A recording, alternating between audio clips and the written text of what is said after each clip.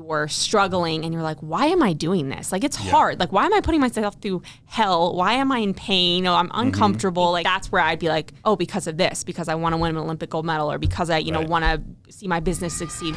You're listening to an Apex Mindset episode of the RCN podcast, where we learn from inspiring individuals who push the boundaries to reach extreme levels of success. Apex Mindset. Elevate your life. On this Apex Mindset episode of the RCN podcast, we welcome back Olympic swimmer, entrepreneur, and public speaker, Katie Hoff. My goal in that morning was to go a pace, and I knew that if I was able to get the pace, I was willing to go through the pain. You just have to fight against that prehistoric instinct. And so I talk about kind of how to really tap into that extra gear.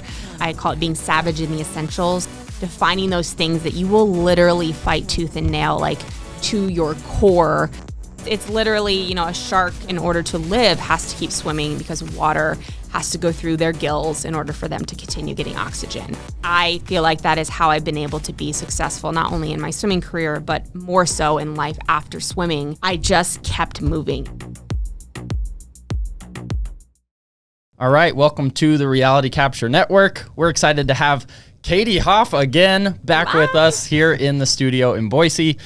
Friend was visiting, and we were like, you know what? We got to do a virtual interview and do a podcast during the pandemic when people were not traveling and people are back out and around, and you're here actually speaking at an event. Yeah. So we brought you in. We get to talk with you again and do an update. We're excited. Thanks for coming in. Yeah, thanks for having me. So I think we're going to start by digging into what's new, what has changed, and where are things at since we last talked? Yeah, I know. I was trying to think about the last time we talked. I was literally still understanding how the ring lights worked and all that stuff from pandemic interviews. But yeah, I mean, a couple things. I'm doing live speeches now, which is amazing. That's and awesome. Being able to share my story and have the energy from, everyone listening and the audience. And then Synergy Dryland has grown significantly since we last spoke, which is the business my husband and I created really during the pandemic, which is kind of crazy. I think a lot of people took a pause and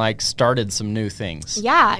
And we kind of found that just, I don't say by chance, but it was just so natural, and there was a need within the swimming community. And so we've grown it a ton and started working with a lot more swim teams. And so it's been really fun. You and I were talking before of just figuring things out as you go and making mistakes and all of that, but it's been really fun. Good.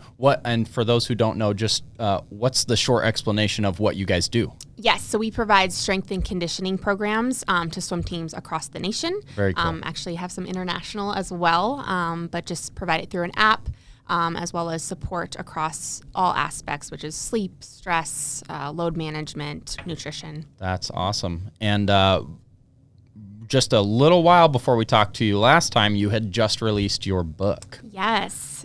So that's been really fun.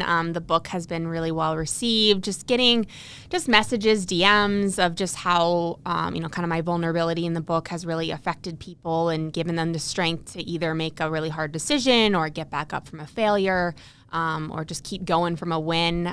It's just been exactly what I wanted from the book. And just has really allowed me to continue to tell my story and speak more. And so I think the goal of the book was definitely accomplished. That's awesome. I know we both read it, and actually I listened to it. Oh, nice. Wait, I'm a listener too, so that's why I did the audiobook, because I was love audio. Yeah. Love it. Was it weird hearing my voice though? No. No, it's weird for you to hear your voice. It's so weird. I can't. I honestly, even if it's a good book, I sometimes don't want to listen to audiobooks that don't have the author talking. That makes sense. I like when it's the person that is talking that's telling their story. I've had some books that I'm like, it's a great book, and the author introduced it, and then it switched over to someone else, and I'm like, oh, I felt so disconnected. Yeah. That makes sense. I mean, someone else telling someone else's story. It doesn't really make sense. That was a non-negotiable for me. I was like, I have to tell it. Yep. It was 14 hours straight of nonstop talking, which is exhausting, but so worth it. Good. Well, I know we both enjoyed it. Yeah. So I kind of want to dive into, after our episode, I recognize, I'm like, I think you approach massive challenges and you do it really well. And I think for the vast majority of people, they don't take on challenges of that size and wouldn't even know how to begin. But I was just curious, how do you look at the goals that you've set in your life and how do you approach those realistically day to day? Yeah, that's a great question. I know I always talk about the concept of bulletproofing yourself, and it's really just once you take on a big challenge or something that feels unrealistic and you fail at it, it's kind of, I say great, but it kind of rips off the Band-Aid of big failure because you will get back up. You just will. Like life will continue. Life will go on. You'll lean on your trust tree, lean on the people around you. And it kind of frees you up to then continue to do that because, at 15, right, I threw up all over the pool deck in front of millions of people and I failed and it was like, oh, now what? And now I felt this freedom where I know for the rest of my life, I don't want to put a cap on when I'll live. Hopefully it's 100. But I know that if I get knocked down, like I will get back up because I've proven it to myself. Now, that first one is obviously the scariest because you haven't gotten there. I think it's just breaking it down to very actionable daily things. And like for me, people always ask like, well, the Olympics is every 4 years. Like, how do you deal with that? Like, stepping at an Olympiad going, I have 4 years. I have 365 days times 4. That's so overwhelming. And I never, ever looked at it that way. It was always just like, okay, today, what are the paces that I need to go? What do I need to do in my strength training? What does my sleep need to look like? And it almost was like I wasn't even thinking about that top of the mountain every single moment. Now, you need to keep contact with that because that's how you keep your motivation. Yeah.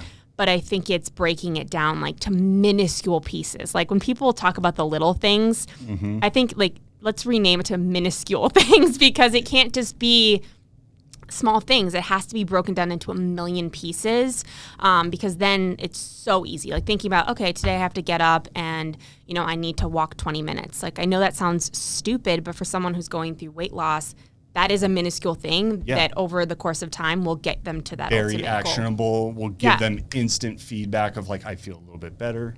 Absolutely. And I think sometimes it sounds so simple that people almost go, well, there's no way that gets to that, right? And it actually, like any successful person, whether it's in business, entrepreneur, Olympians, professional athletes, it's all the same. It's just consistency with these mundane, kind of annoying sometimes things, but getting them done consistently really makes a difference. And then you're not thinking of it as like, oh my God, this goal is so scary. What if I don't get there, right? You don't even have time to think about all of those things because you're so focused in and lasered in on those little things in front of you. I absolutely love that reiteration because I've heard that multiple times. Yeah.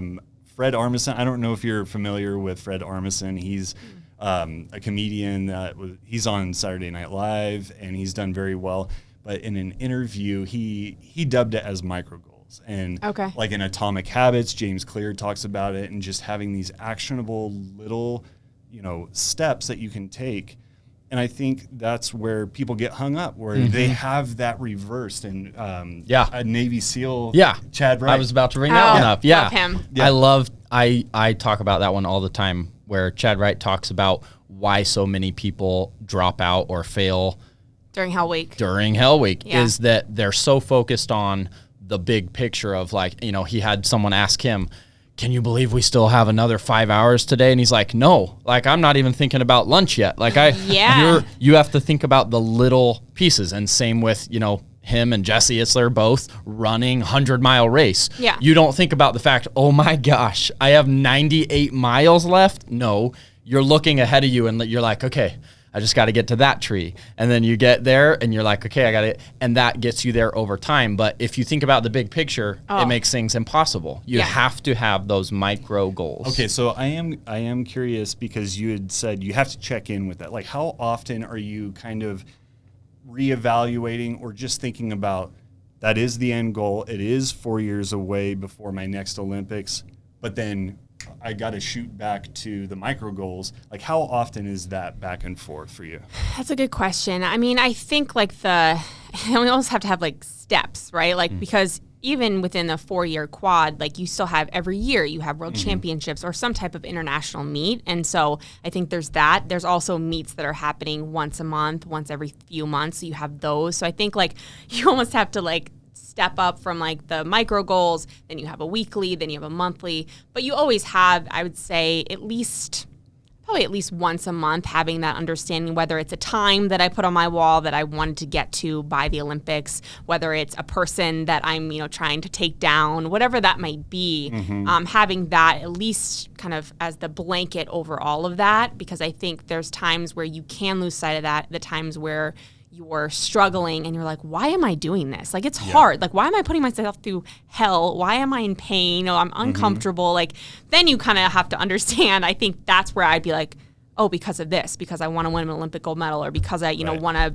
see my business succeed, whatever that may be. But I feel like the times in struggle are probably the times you need it the most to have that reminder. And I would say that not every time I was able to have that understanding or that rational thought, like I would have to reach out to a coach or family members or a spouse to remind me. Like, I think that's one piece that I think people who try to do it on their own, you're not always going to be able to be like, you know what, in 4 years, like, you're not going to do that. If you're in pain, like, you're not always going to be thinking rationally. And I think sometimes that's said so much of like, just think about the goal. It's so easy. Yeah. It's not. It's not. When you very first ran into that, was it just like, oh, this got really, like when you were really first getting into that and seeing the intensity of the Olympics and all that, was that something that you ran into just completely oblivious and you're like, oh, I really feel like quitting now, what do I do? Or was it something that like coaches were prepping you toward? It was definitely trial by fire. Like, I think I didn't even have I didn't do that. The reason I'm saying like you need to reach out to someone is I didn't. And so I felt like, athletes, anyone who's trying to be successful has this feeling of like, I'll handle it. Like, I don't want to reach out. That is weakness. And I feel like this last couple of years, this shift in mental health, people talking about it more is amazing because it promotes that. Like, hey, you're struggling. Talk to someone, tell someone so that you can get the help that you need. And I think I realized that just from failing and keeping it inside and not saying, hey, like, I'm not motivated right now. Like, I do not have a feeling of like, here's my big time top of the mountain goal.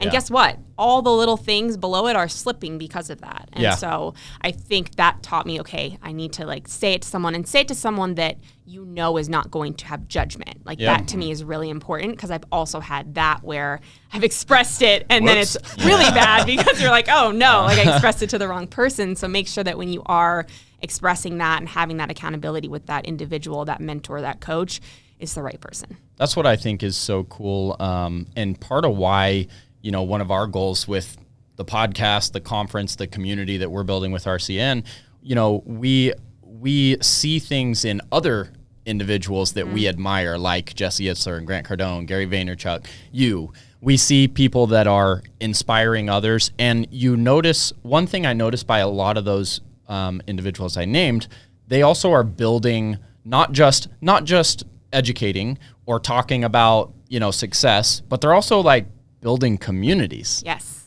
They realize that it's not just tell somebody about something, motivate someone about something, but create a community, an environment where, there's a lot of individuals that don't have a community, that don't have like a good group of friends that are like-minded, or, people in business that they can call and say, hey, this is a struggle I'm going through. How do I a lot of people don't have that, and I think that's why they sometimes get stuck in not even starting in the first place. Yes. I think the idea of those that start realizing the benefits of being a part of a community where it might be someone on the other side of the country or the other side of the world, but having a group where you can go communicate with people on struggles you're going through, I think community is something that's probably underestimated by a lot of people. 100%, yeah. Yeah, I was going to say the scale of the challenges that like you, Jesse, and Matt Higgins and some of these people that we've run into, the sheer size of what you guys have tackled has intensified all these things that everyone goes through day in, day out. But it's like it happens slower for, I think, the vast majority of people. And so they don't know how to approach it, and it's not as clear. But I kind of feel like you going into the Olympics intensified all these challenges, all these feelings, you asking why, you reaching this roadblock, and you're like, I have to get through it because I have this massive goal. There's no choice in that. So hearing your perspective, I think, adds a ton of value to those people, because then they'll, all right, well, Katie, she said I have to ask why, and I have to make micro goals, and I have to like do these things. I think it's so important for people to understand everyone's going through that, but you guys have kind of helped us in going through it a little bit quicker, a little bit Mach speed. No, and I think going back to the community piece, I think that's another powerful thing that happened to me is like, MBAC, which was my club team in Baltimore. I mean, you walk into that pool and it's like, you walk into that pool and nothing else was said. It's like the most rinky dink. It's like cement. It's like my husband walked in, he was like, this is where like Michael Phelps and all these other Olympians came from. I'm like, yeah, because like this is just, you walk in and there's Olympians, like you get your picture up on the wall. And that from the stepping in at like, 7, 8, 9 years old, you're like, oh, that's what happens here. You become an Olympian. That's the environment. That's the community. And so I think that piece is, both ways, right? Positive and negative. If you're in this, culture that's just like, you know what, we're just going to kind of get by and be mediocre and whatever, that's what you'll do. And even if you have all the things within you, like it's really hard to combat that versus you walk in and like, oh, we strive for excellence here and that's what we do. You just kind of fall into it and it becomes just a habit and part of who you are. So it's contagious both ways. Yeah. I think one of our goals, we notice, and I don't want to say negative things about,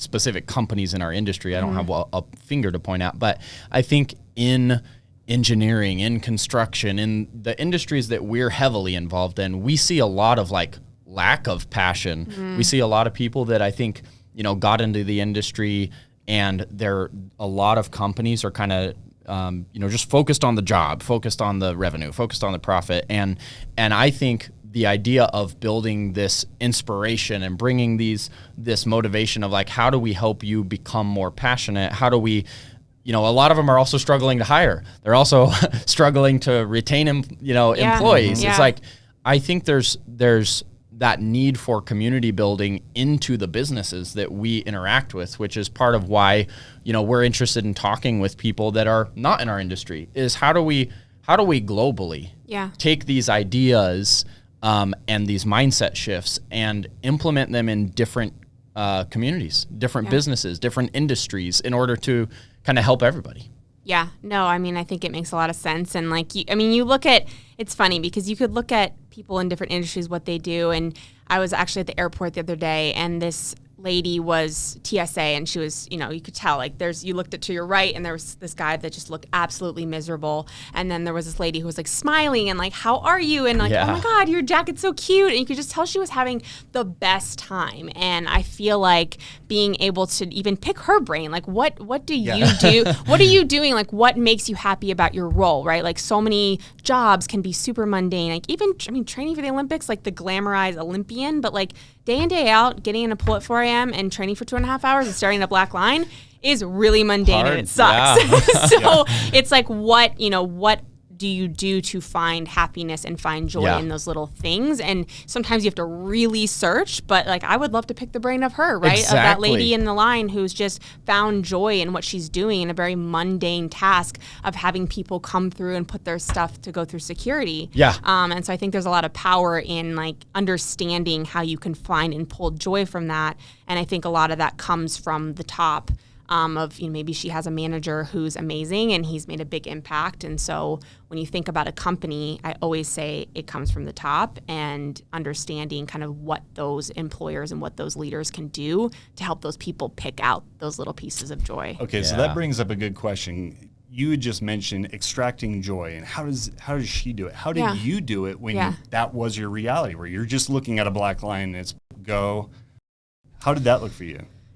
I think it's interesting because there's parallels, but there's also differences, right? I think it's really hard to find like what's her in that moment? Like, is she trying to get people go faster through the line, right? Like my goal in that morning was to go a pace, and I knew that if I was able to get the pace, I was willing to go through the pain. And getting that pace gave me joy because I felt accomplished. Yeah. Right. But to shift, right, if I was feeling terrible that morning and I wasn't able to get to the paces, I still had to figure out a way to have a really successful practice. And that was like, okay, well, let's dumb it down even further. How can I, make sure that I'm kicking 4 dolphin kicks off the wall where that's going to help me in the long run? Mm-hmm. And I would pivot to that.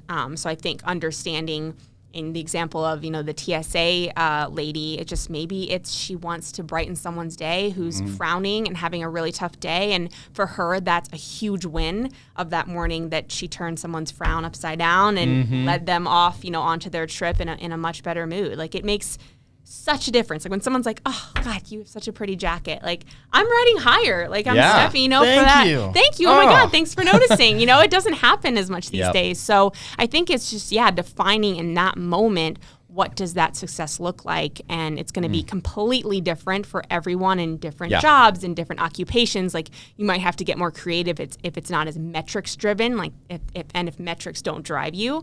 But I had to always shift because the times aren't always there when you're in a heavy week of training. And I had to figure that out because I struggled when I didn't hit the times. How do I come away from a practice and not ruin my weekend because I didn't hit my paces to the 10th of a second? I had to think, okay, let's shift. Let's find joy from other pieces of the training. I think the couple things I see out of that are, one, and like you're saying, it'd be so interesting to talk with her, right? Yeah. That's what we love about podcasting is and why we started kind of talking to people that were outside of our original scope of, hey, we want to talk with people specifically that work with our technology and kind of educate around our industry. As we started talking with more and more people and kind of expanding who we talked with and what background they were from, you find so much value in talking with people that were successful in any area of life. Mm-hmm. So her, successful in her attitude, in her day job. Oh my gosh, yeah. Let's learn why. And I think that goes down to every individual has to define, one, what success looks like to them. Yep. If her ideal success is not becoming a millionaire, or having a job that she, really wanted as a kid, or she has found a way that to her, she is being successful. She enjoys her work. She likes going home and I think defining what your actual goals are in life and what does success look like to you, and then trying to figure out how you get down that path. Yeah. Like, okay, if you really don't enjoy your job and you're the guy on the other side of the line at TSA and you hate your job, well, instead of so many people are in that position. So many people are working jobs just every day that they don't enjoy. I love seeing people who inspire change. Yeah. Like, how do we reach more people and help them learn?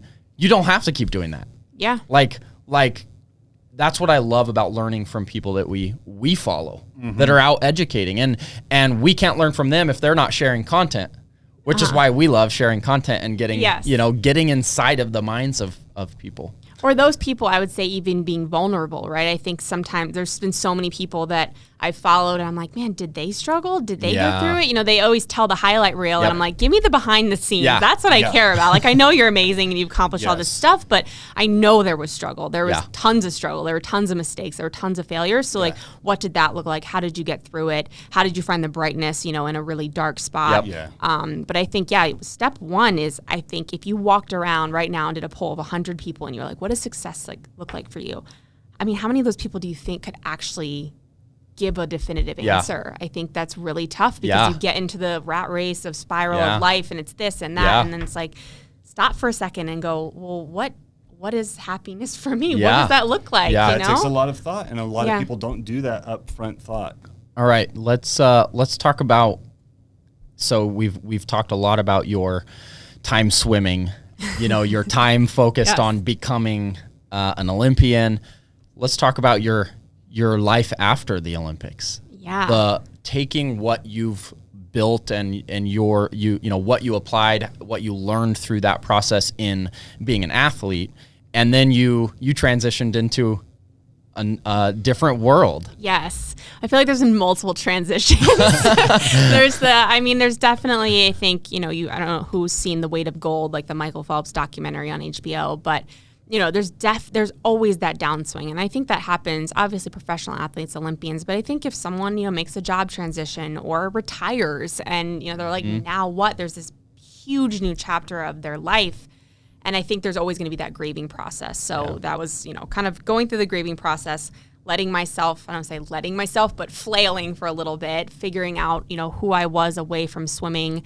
And I think I had to kind of go completely, 180 and just say, I need swimming to be away from me for a while. I went away from the swimming community.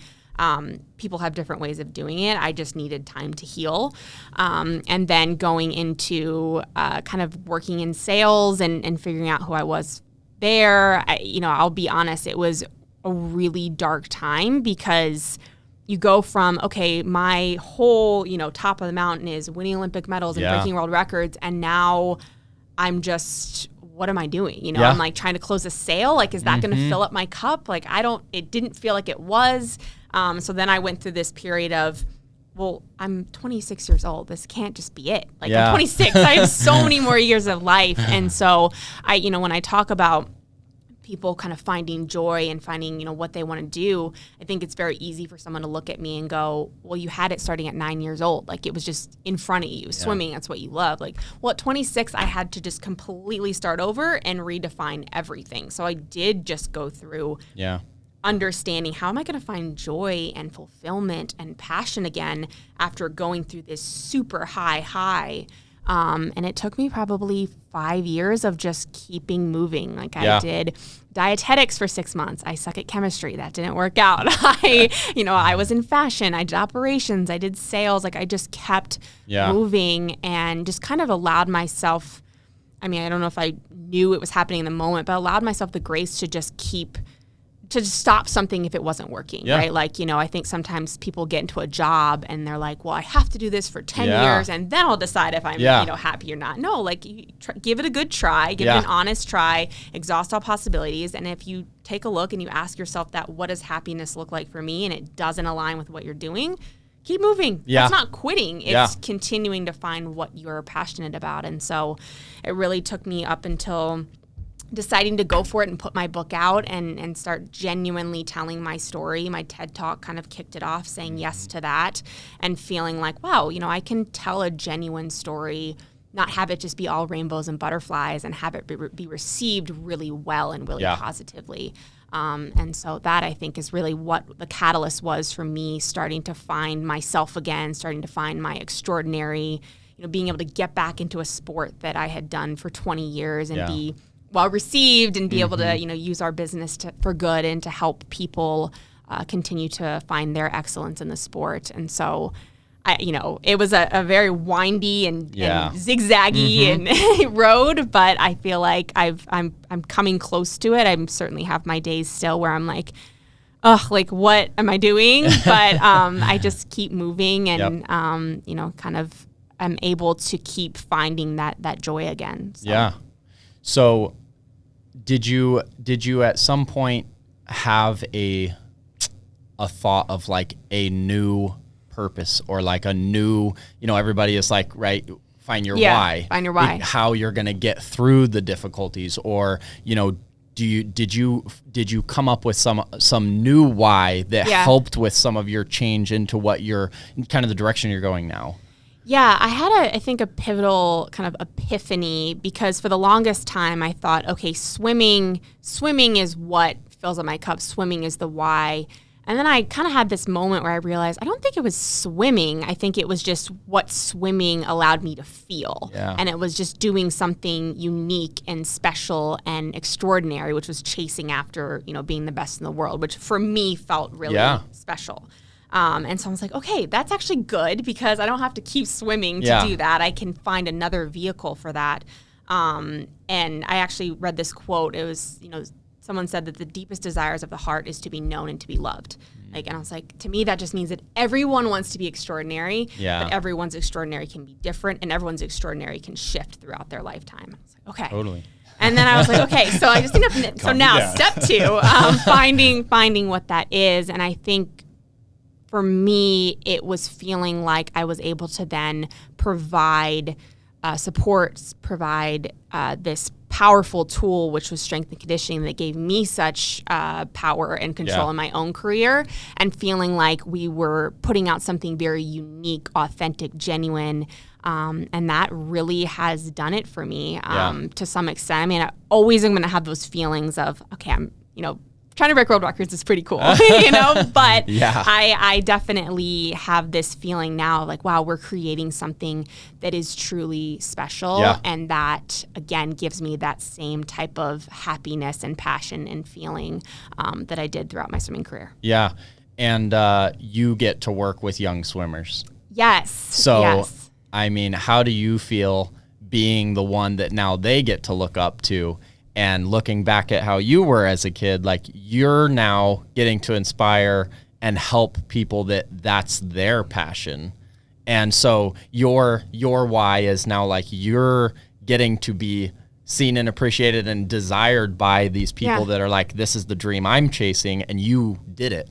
Exactly. I mean, and it is so true, because I feel like when I'm having a conversation with an athlete, I mean, everything that they're going through, I've felt and gone through, and I know kind of what I really cherish and appreciate in terms of support and advice, and I know what really wasn't the right type of advice. And so being able to be with them, support them physically and mentally has been, just really, really more rewarding than I would have thought. People talk about kind of when they go from an athlete to a coach. I was always like, I don't know if I get that, but I get it. I totally get it now. Yeah. Yeah. Being able to share your experience and know, like you had said, see someone who's struggling and like, oh yeah, this is where you're at. This is what helped me. How often in those situations do you have the exact advice? Because every personality's got to be different. How does that look? I think my first thing is I always just want to sit, listen, and acknowledge. I think the times that I've hated in my career is when someone's been like, oh yeah, I've been there, done that. Like, this is how you should feel. And I always be like, how do you, like, yeah, you've gone through it, but like you said, every single person is different. How you process emotion is different. And so I think just, I'm very, like, maybe overly conscious of that, of just sitting there, letting them be, just letting them vent and talk, and then, providing kind of perspective of, hey, here's something I went through, here's how I handled it, take it for what you will, and just being able to kind of put it out there. But I think that's the number one thing that I see doesn't happen, is just general acknowledgement. Like, that to me is what my mom was amazing at doing, is she just listened. And if I said, hey, I really needed your advice on this, she just knew when to kind of insert and knew when to just listen and not say, here, I'm just going to solve your problem. Because sometimes it's not about solving it. I am able to think logically and clearly and make a great decision on my own once I kind of just like verbally get it all out. And so that to me is, it's more just they feel comfortable to ask my advice and talk to me and vent, because they know that I have that foundation and background. So they don't even need to explain certain things, because it's kind of unsaid. Like, I know. Yeah. So just kind of look at you. You're like, like, got you. So that I think is special when that happens, because I think there's just this mutual respect, and that just feels really good. Awesome. Do you do any kind of journaling?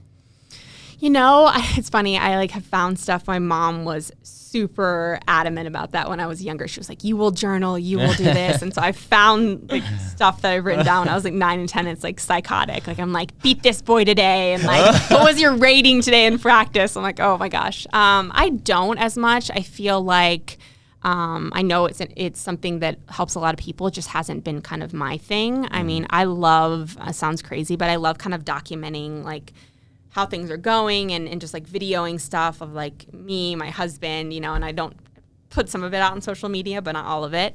But I think that's kind of how I document just how the day-to-day is going, and how I'm feeling, and or verbally talking to my husband about it. For sure. Yeah. And it's I'm starting to see that now, where people are feeling a little bit more comfortable with different forms. Like we had talked about, I think, before we kick this off, but just being able to listen to a book versus reading.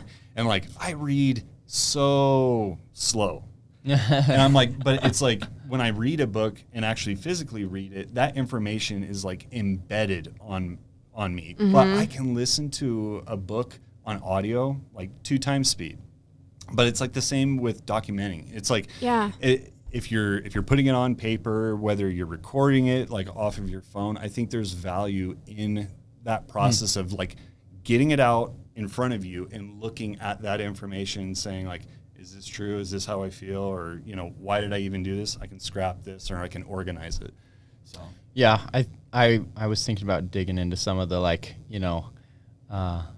often talked about best practices and things like, okay, what time do we wake up? Do you do cold showers? Do you journal? Do you talking through some of those? I feel like I was about to say, because I hear so many people, someone I heard at the airport talking, is like, I'm trying to force myself to be a morning person. I almost went, why? Yeah. Why? If you're a night person and that's what works for you and you can get what you need to get done, great. Yeah. Sleep until 10 if you can. I think there's so much information, like you said, of best practices of here's what you need to do to be an amazing entrepreneur. And it's like, oh my gosh, like there's so many, there's these guys who do like satire about it of like getting up at 3 a.m. and like chugging this and like, eating liver and like they like, you just like list off like every single thing. And like some of those things work for people and they're fantastic. Yeah. Some of them don't. It's finding what works for you. Right. And I think that can be just so overwhelming if you're coming in and looking at what's being put out there, thinking like, oh, I'm not good enough. I'm not doing these things. So that means I'm not successful. I hate that. Yeah. And I just think while it can be positive to see what other people are doing, you kind of have to take it in stride and understand like, great, I'm just going to be a sponge and I'm going to take from here, and take from here, take from here and find what works best for me. I think that is great advice right there. Just tailoring it like what calls to you. Yeah. And then picking that, and tailoring it to your life. Yeah. It's important. Yeah. I definitely fall in the bucket of like, I feel like I'm doing good in, being an entrepreneur and, but I fail at like most of the things that people say you should do. I don't sleep enough. I probably sleep 5 hours a night. I don't drink enough water. I don't journal. I don't read a lot of books. I feel like I'm not doing most of the things that people are like, these are the like habits you should have if you want to get to the next level. Like, I don't know if I actually should change and try to do all those things or if, just do them as you feel like you need and see what works for you. I think that's a huge piece of it is just calming down and feeling like you have to do everything that everyone's talking about. That to me is far more negative in having that, like looking at life through that lens where you're like, it's kind of keeping up with the Joneses, like, I don't have this, I don't have that. No. Reverse it, flip that and say like, this really speaks to me. This really calls to me. And then being curious about that and then following that. And you're like, I don't know why I never did this thing. I still, this other thing, I don't like sleeping as much. Yeah. Yeah. I mean, it's just not sustainable. Like if you, like it's same, we talk about all the time with like nutrition, like if you're forcing yourself to eat something that you absolutely hate, you're not going to do that for your lifespan. You're going to do it for a couple weeks or a couple months. And then it's just human nature, like it's just, so if you're trying to force yourself into something to do a certain behavior, yes, you have to do hard things. You have to be uncomfortable. But I think that gets taken out of context to like things that you could do something a different way and still get what you need out of it. I mean, I think the people that talk about all these things, like, they always say like that 10% is the loudest. There's tons of individuals like Mark Lohr, for example. I don't know if you know, he was former CEO of e-commerce for Walmart. Now he's doing all these entrepreneurial, he's amazing. But I sat down with him and I asked him like, so what's like your workout routine? You're super fit, and he was just like, drinking wine. And I was like, yeah, that's awesome. Yeah. But this guy who's this serial entrepreneur, he's sold multiple companies. He's crushing it in life. And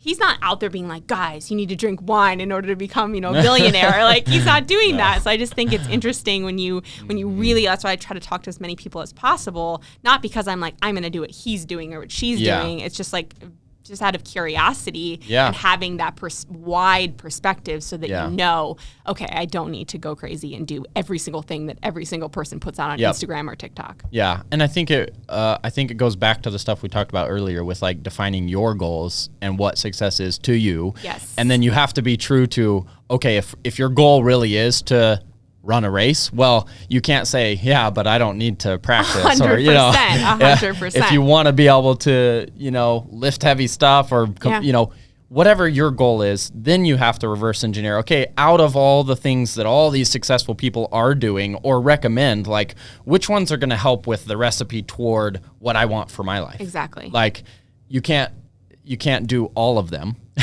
Yes, exactly. Exactly. How can we enter into the conversation of what we were talking about before, where we brought up the thing about Tom Hanks, where it's like the point being, this too shall pass. That things that come into your life that are great, they're amazing, they're high highs, and then there are things that are low low. How do you deal with that ebb and flow? What's your balance look like? Yeah, I mean, I think that this is probably one of my favorite topics to talk about because, we just we talked about, okay, well, you have to find like your goal and you have to find what that is. And then it seems like, oh, like check the box, everything's all set. Like, no, you're just beginning. Now you have that understanding, what happens throughout the ebbs and flows that is just naturally going to happen to anyone in life, regardless of whether you think that or not. Like every single human being on the planet is going through those highs and lows. And yeah, like I don't know, was it Tom Hanks who actually said it or I think he got it from someone else? Yeah, I think he got it from someone else. They were at a round table. And they were talking about, you're crushing life. You just, sold your company or you just booked a big movie or whatever and you're feeling amazing. This too shall pass.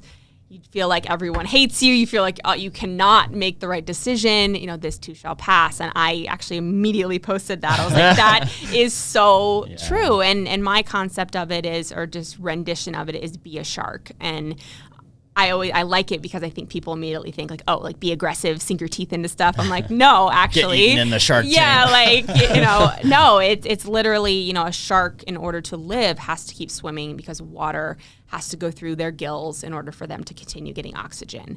And I feel like that is how I've been able to be successful, not only in my swimming career, but more so in life after swimming because I just kept moving. There's failures. I got knocked down. I got a pulmonary embolism in my lung. Like there was just curveball after curveball. And I think instead of being like shocked by it or like, oh my God, like, oh, this isn't, I'm just like, okay, well, I say we're due. That means I'm due. If bad thing keeps happening, well, guess what? I'm due for something really good. Now, if I stopped, I'm not going to be due. But if I kept putting one foot in front of the other, I know the bad will pass and the good will come because I'm following, I'm doing all the things, right? You still have to continue doing all the hard things, the micro goals, all of that stuff. But if you keep following that and just put your head down and close your eyes and say, I'm due, this too shall pass. I think it will come to fruition. You just have to really actually believe it. And that's the hardest part. Yeah. You spent so much time in the water and training, and I can imagine that like breathing technique had to have been very important. How do you think that has benefited like stress and anxiety in dealing with those situations? Because I never had those tools, and I kind of like jumped into learning breathing techniques because everyone's like, yeah, it's the most important thing. But like just thinking about your story and but you were being trained how to breathe and have this rhythm. Do you think that had any benefit in your life, like dealing with anxiety or stressful situations? I feel like I have still not mastered that. Funny enough. I mean, I know like I was breathing really hard. I think doing box breathing has been something that I actually wish I had done in the ready room when I was freaking out. It wasn't something that was really, at least that I feel like yoga was talked about back when I was swimming, and I was like, I like Pilates, I don't want to do yoga, but the aspect of meditation not having to be like this, and meditation being like, you could literally do box breathing, like hold the air, exhale, like that is so calming. I actually do that before I go on stage and give a speech. Like it's something that, because I was always that like over anxious, super nervous in the ready room. I didn't want to wave to the crowd. I really struggled with nerves when I swam, even before some of my best races.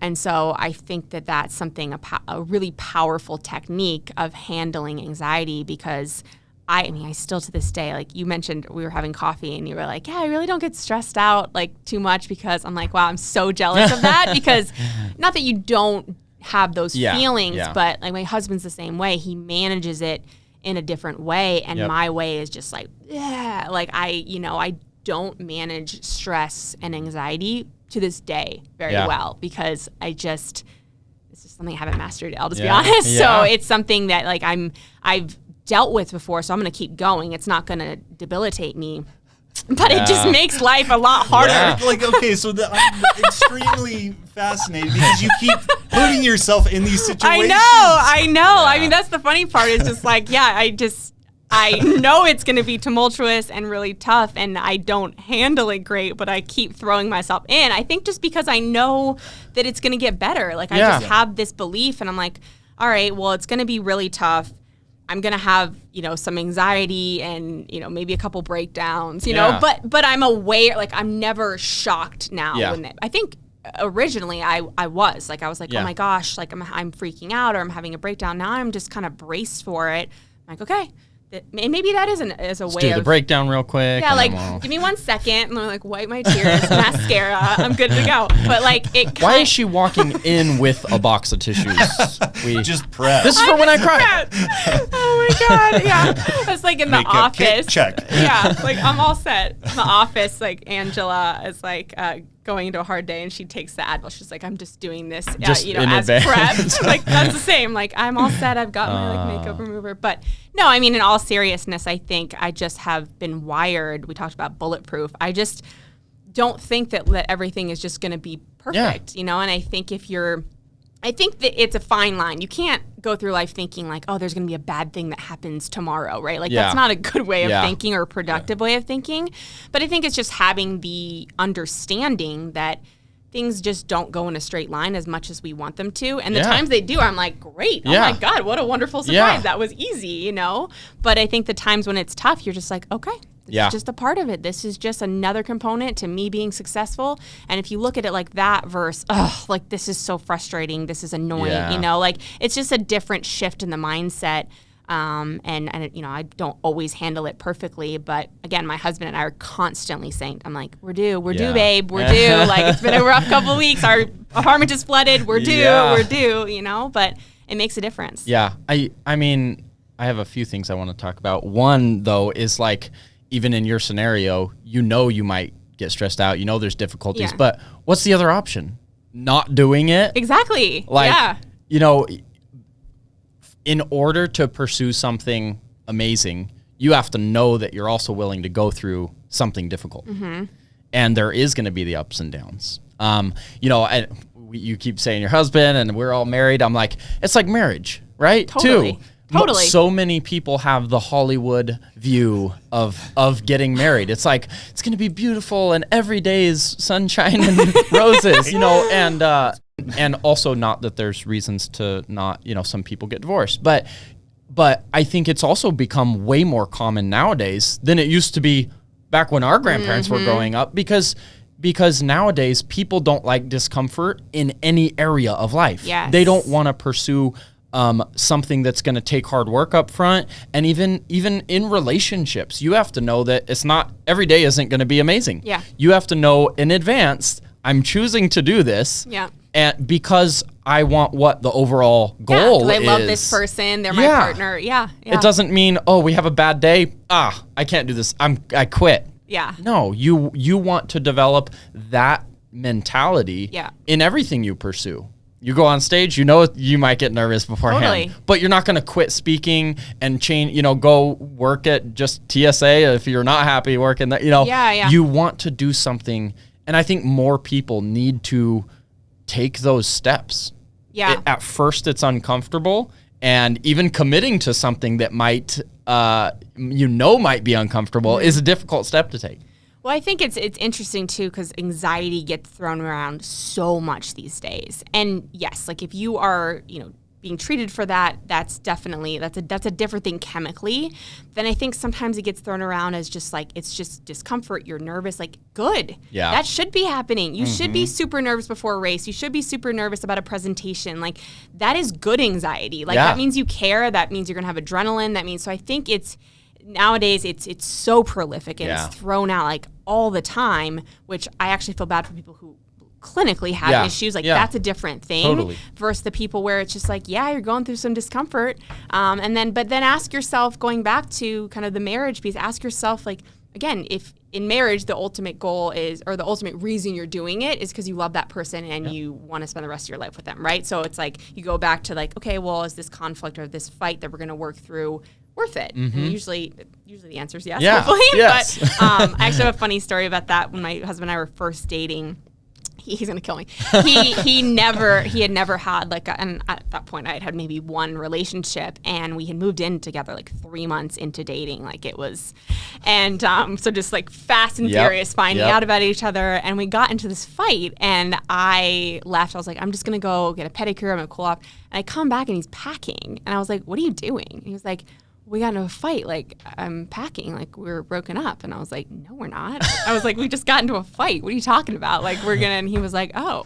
I was like, yeah, like we're not bringing up. You hate me now, don't you? I was like, we just have to talk through it. And, you know, and it was so funny because that was his first experience of like, and obviously we love each other and we've been married 7 years. But it was just kind of almost like he had to develop that skill too, which I think can be like, this metaphor can be used for anything. Because to me, marriage is, you love that person more than anything, just like a goal. You want that goal more than anything. So what are you willing to do? You have a why. You have a why. What are you willing to undergo in terms of conflict, distress, that stuff? I think that's why, for me, I don't really get stressed in situations. I don't mind that there's struggles or failures. This is something Phil, like, he pointed out to me that I used to say all the time when you should still say it. And it's not even purposeful. It was like I accidentally say this when something comes up that I wasn't expecting. I would stop and I go, okay, so and so I'll let you explain. Yeah, no, you're the one who brought it to me. No, this was amazing because when, you know, I've worked at multiple companies, and when I came here, we would have big things that were like technical, and I think it's just his exposure to technology and understanding there's always going to be something that you're going to have to troubleshoot. Yeah. I went into technology completely different at a young age, and I was like always fear, like, oh, I don't want something to go wrong, but I was always thinking that. Yeah. And I think he was always thinking like, okay, how can we get this right? And it doesn't matter if something goes wrong. Okay, so, and he would like be constantly doing these micro adjustments. I love that. And as I'm paying attention to him, I'm like, all right, so that's how he handles it. Let me see if that can work for me. And then I started troubleshooting things like that. I'm like, this is like a game. This is fun. Like when things don't go wrong, I'm like, I'm learning so much so rapidly that it's almost like it's fun. It's a game. Yeah.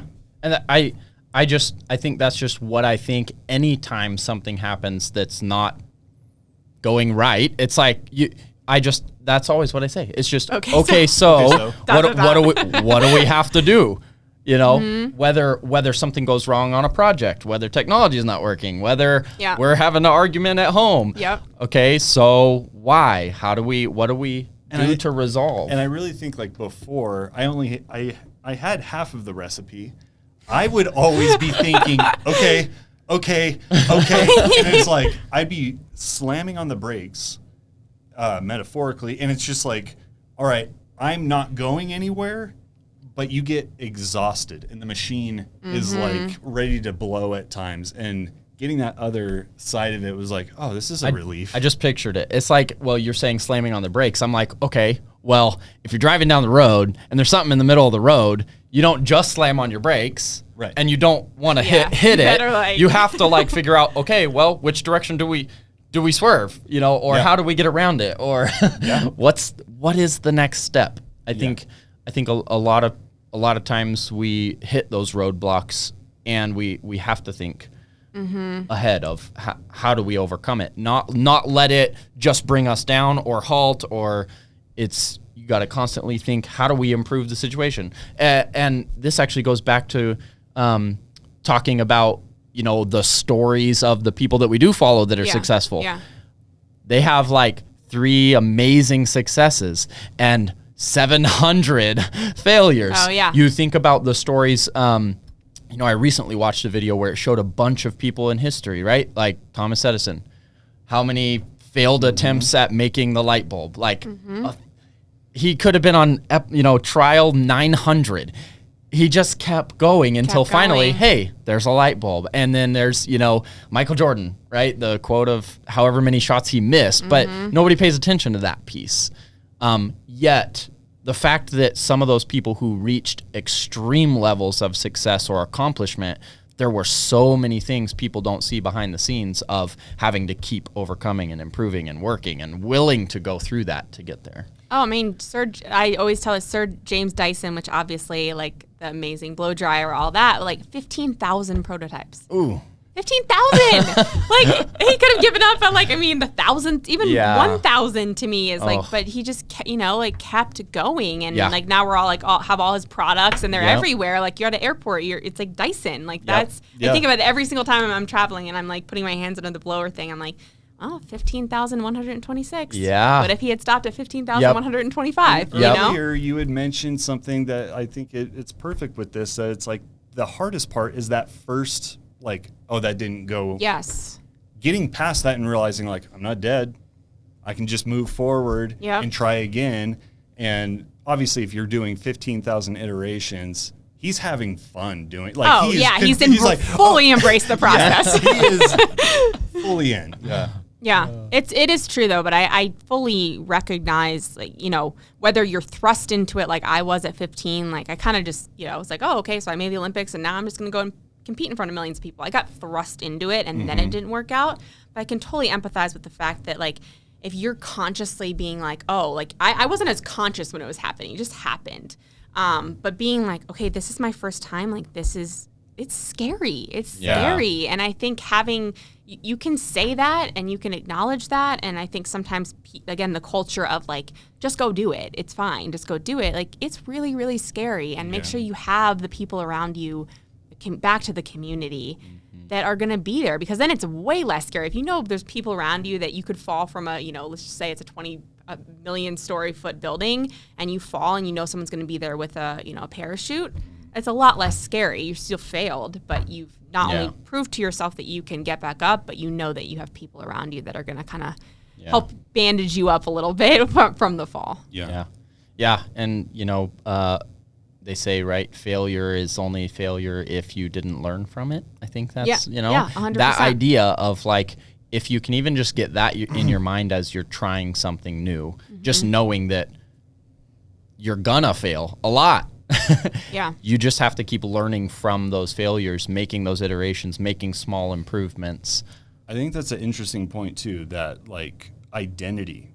When you choose something, sometimes people get caught in the thought that, all right, I'm going to be this thing. And it's almost like they're putting a commandment down. This is what I am. And then when they don't see that instant feedback, you know, then their whole world gets crushed. 100%. Or you know, in your instance, like swimming and doing it for so long and so successfully, and then all of a sudden you've got to make this switch, and then it's like, okay, well, take a step back. And like you had mentioned, you're like, I was a successful swimmer because of X, Y, and Z, not because, you know, now I'm not a swimmer, but what I should be focused on was I was driven. I put myself in uncomfortable situations. I can apply that in a way in my life that has meaning, purpose to a ton of people. We're back in now. And I love hearing that, like that shift of like, all right, take a step back from your job position or this identity that you've built up in your life to be everything, and recognize you're more than that. You're bigger than that. And you can apply that in other ways. I think there's an also aspect to it, especially in the social media world right now, is the image, right? It's scary to put it out there, fail, and have people know about it. And then what do people think? You know, I went through that times 100 of, okay, like I didn't make the team, or, you know, I'm now retired, and people are probably like, what is she doing now? Like, there was so much of that I had people say that to me on a daily basis. Like even when I was doing sales for a fitness club, I would literally have someone in front of me go, they'd get to hear my story and they'd go, you did that and now you're doing this, and it would just like crumble me. I'm like, what's wrong? Like, I'm just trying to get better at this skill set. I'm trying to apply everything I learned, and to have that, that feedback coming from, the outside is very difficult. And having, you have to kind of look like, okay, well, where's rationally after I go through the whole cry thing, then I can be rational. And then like, where is this coming from? Are they people that you care about? Are they people that you respect? And if they don't, like, it's really hard, but having that blinders on of like, no, like I'm doing the right thing. Like this is helping me in the long run. And like by failing, I'm getting to X, Y, Z. But having that static noise of just people that, don't understand or just haven't taken the time to get to know you is really hard in this world where everything, comments and all of that stuff is coming at people, and they're only seeing people's highlight reels and all of that. Like, I love social media for fun stuff, but I think social media can be as good or as bad as you let it, kind of affect you. I'm really excited about the community building piece. Because so many people, like we talked about, don't have that. And if you only have what comments you get on social media, or you don't have people to turn to, it's why like the community we're building, I even love highlighting people who are competitors of ours. Like, I think it's so important just in society, and in your own business, in your every interaction. I think we need more positivity and encouragement. So I don't even mind that there's competitors, because helping them, they're going to appreciate the help I give. Yeah. And if they end up needing something that I do, then they'll interact with us. Yep. But I think there's too much of the negativity out there. I think developing a community where people can come be a part of it with like-minded and actually want to build and support and collaborate.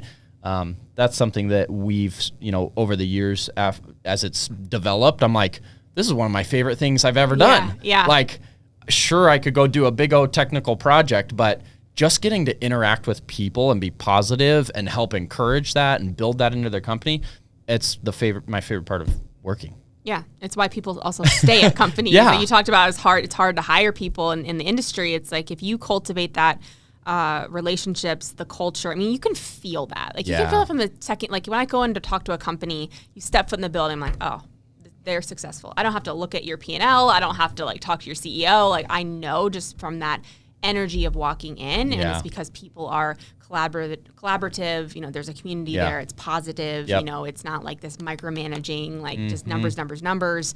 You can do both and be successful. And so I think it's very interesting to kind of see that coming in from an outside perspective, and then having experienced it myself in one way or another, just to see how much of an impact that can truly make. Yeah.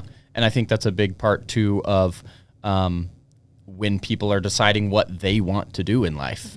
It's like, and one person that pushes this a lot that I love following, and it always surprises me when people don't know who he is, but is Gary Vaynerchuk. Yeah. He is so big on like, don't just work a job to work a job. Like, you could make a job or find a job doing anything you love doing. Yeah. I mean, there's kids on YouTube making millions of dollars filming, doing toy reviews. Yeah. There's blogs that are making hundreds of thousands of dollars doing reviews on different teas. Like, what is it that you enjoy? Because I think that's another part, is picking something that you don't have a passion for as your line of work. It makes it really hard to be passionate about. And so I think more people do need to kind of step back and think about that of how can you find something, even if it's in an industry you're already in, don't just settle with being in a position that you're really, really unhappy with. And I think that leads to the individual, as well as, like you're saying, when you have a company culture like that, allowing that to be a big part of how you build a business. It's very different. Yep. I mean, I would say off of that, like, I think people are, you might be in a role that you don't like, but understand maybe the role you're in, you can't switch for financial reasons or whatever, but finding, okay, what is it in this role that I know for a fact is That's- going to help me for the next thing that I want to do, right? Yes. I mean, I can go through all the things I did in the 5-year stint after swimming where, whether it was in operations or in a sales role and like things that I can pull from that absolutely are helping me today. Totally. And so it's really hard in the moment where you're just like, oh my God, the alarm goes off. I don't want to go to work, right? Yeah. But being able to be like, no, like here are the things I need to double down on so I can maximize my time. Totally. Don't go in and just kind of go through the motions. You're wasting that time. And there's Yep. not that many years in someone's life. Yep. Making sure, and to me, that's where you can pull some joy from. Like maybe Yeah. the lady at the TSA is developing her skill set to do something else, and it's just being extremely nice and having amazing customer service. Yeah. You know what I mean? So I think you can get pretty creative if you actually look. Yeah. And don't just kind of go through the motions. And in that example, it's like, it's that woman's choice because she has the right attitude. It's that woman's choice at that point, whether she stays in that position, if that is truly what makes her happy, or she can go anywhere else with that attitude. 100%. Oh my God. So willing to like, okay, yeah, more of you and less of everyone else. Yeah. You know? Can you come stand at our door and greet people? Yeah, like literally come. Yeah, we'll give you opportunity here. Yeah. That's Makes a big awesome. difference. Well, I know we're going to wrap up shortly. I'd love to just talk a little bit about what you're doing right now. We know you're speaking a lot. Obviously, we'll let people know where your book is. What is it that you're speaking on? What are you trying to, what's some of the message that you're conveying as you go and do your speeches? Yeah, so it's definitely shifted. So I felt like in the beginning, again, I was so nervous to talk about kind of the vulnerable pieces of being successful or my career. And so it's definitely shifted from just kind of storytelling to more, 5 tangible things that people can really incorporate in life. I'm calling them my 5 Olympic standards. But just, it's kind of a culmination of everything we've talked about today. Yeah. So I call it don't preserve your reserve. So being able to make sure that I think it's funny, like when you look at kind of how we evolved, right? Humans were actually programmed to preserve the reserve, right? Like if you are in the wilderness and you're walking around, like you need to preserve all possible abilities. Might not if a eat lion later. comes after you, you need to be able to sprint as fast as you can. So I think sometimes people think like, oh, it means I'm lazy, or if you just have to fight against that prehistoric instinct. And so I talk about kind of how to really tap into that extra gear. I really talk about kind of I call it being savage in the essentials. So kind of what we've talked about today is just defining those things that you will literally fight tooth and nail, like to your core, to make sure that they're happening on a consistent basis. And then, the Be the Shark and Bulletproof Yourself. So I just really want to walk through all the aspects, whether it's on a high, on a low, whether it's you haven't found your extraordinary feeling yet, how you get to that. I think that's probably the biggest takeaway from my talk is just so many people, I think, look at motivational speakers and they just talk about like, you just got to have a why. You just got to have a passion. And you're like, okay, well, what if I don't have that? Then what? And then what? And I think that's so many people. And so I love being able to speak to my journey from having it out of the gate at 8, 9 years old, but then 17 years later I'm an adult having to then figure it out from scratch. And so I feel like I can really speak to that. Because like you said, there's a lot of people who don't like what they're doing. They don't like their jobs. And that's heartbreaking because life is supposed to be happy and it's supposed to be fulfilling. And so I feel like kind of each aspect of each standard really brings light into that of how you can find that happiness through life's ups, downs, and curveballs and zigzags and all that good stuff. That's awesome. Well, we look forward to having you involved with us moving forward a little more. Appreciate you coming in today. So thanks again for coming by. Yeah, thank you for having me in person. I know. So great.